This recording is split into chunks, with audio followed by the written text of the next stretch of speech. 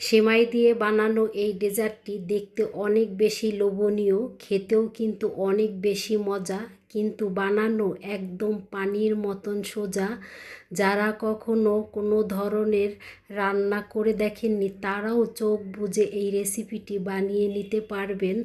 আসসালামু আলাইকুম ভাই বোনেরা, কেমন আছেন? আশা করি যে যার অবস্থানে বসে এই ভিডিওটা দেখছেন সবাই অনেক বেশি ভালো আছেন। আলহামদুলিল্লাহ, আমরাও বেশ ভালোই আছি। 1.25 কাপের মতন চিনি নিয়েছি, 2 থেকে 3 টেবিল চামচ পরিমাণ আমি পানি দিয়ে দিলাম, একটা এলাচ আর ছোট্ট এক টুকরো দারচিনি দিয়ে দিলাম। এতে করে সিরাপে খুব সুন্দর একটা ফ্লেভার আসবে। আর এই সিরাপটা ঘন হবে, সেজন্য এখানে লেবুর রসটা দিতে হবে। তা আমি 1 চিলতা লেবুর রস এখন আমি দিয়ে দিব। সেমাইয়ের পরিমাণ বুঝে এখানে আপনারা চিনিটা ব্যবহার করবেন। আমি যেই পরিমাণ সেমাই নিয়েছি সেজন্য সেই পরিমাণ অনুযায়ী এখানে আমি চিনিটা দিয়েছি। ভিডিওর এই পর্যায়ে যে সকল ভাই বোনেরা ভিডিওটা দেখছেন, আজকের রেসিপিটি যদি আপনাদের কাছে ভালো লেগে থাকে ভাই বোনেরা একটা লাইক দিয়ে পুরো ভিডিওর সাথে থাকবেন। আশা করি আজকের রেসিপিটি আপনাদের কাছে একটু হলেও ভালো লাগবে।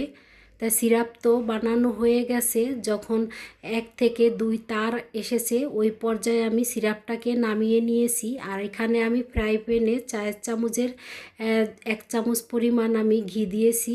আর এখন আমি দিয়ে দিলাম লাচ্ছা সেমাই। আর লাচ্ছা সেমাই যেহেতু আগের থেকে কিন্তু ঘি দিয়েই ভাজা থাকে, সেজন্য এখানে আমি ঘিয়ের পরিমাণটা কম দিয়েছি।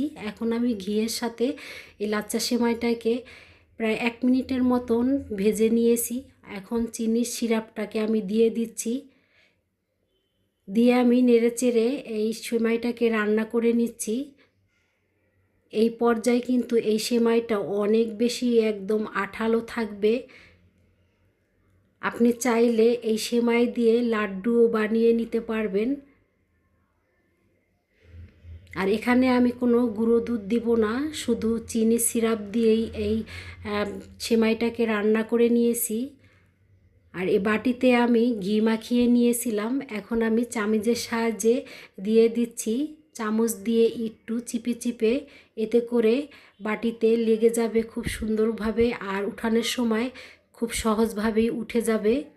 লাচ্ছা সেমাই গরম অবস্থায় এই বাটিতে সেট করে নিতে হবে, কারণ ঠান্ডা হয়ে যাওয়ার পরে কিন্তু শক্ত হয়ে যাবে, তখন কিন্তু আর বাটিতে সেট করা যাবে না।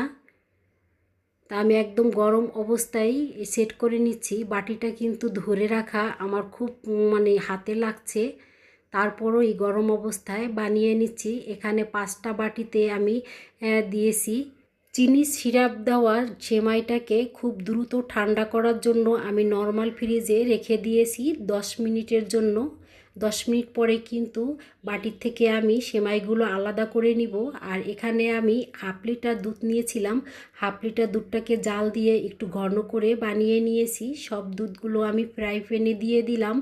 এখন এখানে আমি 1 টেবিল চামচ পরিমাণ কর্নফ্লাওয়ার নিয়েছি, আর 1 টেবিল চামচ পরিমাণ আমি গুঁড়ো দুধ নিয়েছি। তা ভালো করে মিশ্রণটাকে মিশিয়ে আমি ঠান্ডা দুধে দিয়ে দিয়েছি। সেমাইয়ের জন্য যেই সিরাপ বানিয়েছিলাম সেখান থেকে কিছু বেঁচে ছিল, সেই বেঁচে যাওয়া সিরাপগুলো আমি এখন দিয়ে দিচ্ছি। সিরাপটাকে একটু পানি দিয়ে পাতলা বানিয়ে নিয়েছিলাম। আর এখানে আমি সামান্য পরিমাণ লবণ দিয়ে দিলাম। যে কোনো মিষ্টি ডেজার্টে কিন্তু সামান্য পরিমাণ লবণ দিলে খেতে ভালো লাগে। যারা লবণটা দিতে পছন্দ করেন তারা দিয়ে দিবেন। এই ক্রিম বানানোর জন্য এখানে আমি কর্নফ্লাওয়ার ব্যবহার করেছি, আপনারা চাইলে কাস্টার্ড পাউডারও ব্যবহার করতে পারেন। তবে এই কর্নফ্লাওয়ার দেওয়ার পরেই দেখা যায় অনবরত নাড়াচাড়া করতে হয়। 2-1 মিনিট রান্না করার পরেই কিন্তু ঘন হয়ে আসে। আর নাড়াচাড়া কোনো প্রকারে অফ করা যাবে না, তাহলে কিন্তু দলা পেকে যেতে পারে। এই পর্যায়ে ক্রিম অনেক ঘন হয়ে আসছে, আর ঠান্ডা হওয়ার পরে কিন্তু আরও ঘন হয়ে যাবে। তাই জন্য চুলাটা অফ করে নিলাম। অফ ক্যামেরায় বাটির থেকে সেমাইয়ের বাস্কেটগুলো বের করে নিয়েছি। দেখতেই পাচ্ছেন ভাই বোনেরা, খুব সুন্দরভাবে বাটিগুলো শেপ হয়ে গেছে, আর দেখতে কিন্তু অনেক বেশি ভালো লাগছে, খেতেও কিন্তু দারুণ ছিল। এখন এই গরম অবস্থায় কিন্তু আমি ক্রিমগুলো দিয়ে দিচ্ছি। তাই এখানে আমি ক্রিমের পরিমাণটা একটু বেশি করে দিচ্ছি, আপনারা চাইলে ক্রিমের পরিমাণটা একটু কম করেও দিতে পারেন। আমি প্রতিটা বাটি ভরে ক্রিমগুলো দিব। তা 5টা বাটিতে ক্রিমগুলো দেওয়ার পরও আমার এখানে সামান্য পরিমাণ ক্রিম রয়ে গেছিলো, তাই সেই পরিমাণ করেই আমি এখানে বানিয়েছিলাম। তো এখানে কিছু চেরি আমি একটু লম্বা লম্বা করে কেটে নিয়েছি আর সেটাই দিয়ে দিলাম দেখার সৌন্দর্যের জন্য। আজকের রেসিপিটি যদি আপনাদের কাছে ভালো লেগে থাকে আর এভাবে নিত্য নতুন রেসিপি দেখার জন্য চ্যানেলটি সাবস্ক্রাইব করে চ্যানেলের পাশেই থেকে যেতে পারেন। আজকের মতন এই পর্যন্ত, আবার দেখা হবে নতুন একটা রেসিপিতে। সে পর্যন্ত আল্লাহ হাফেজ, আসসালামু আলাইকুম।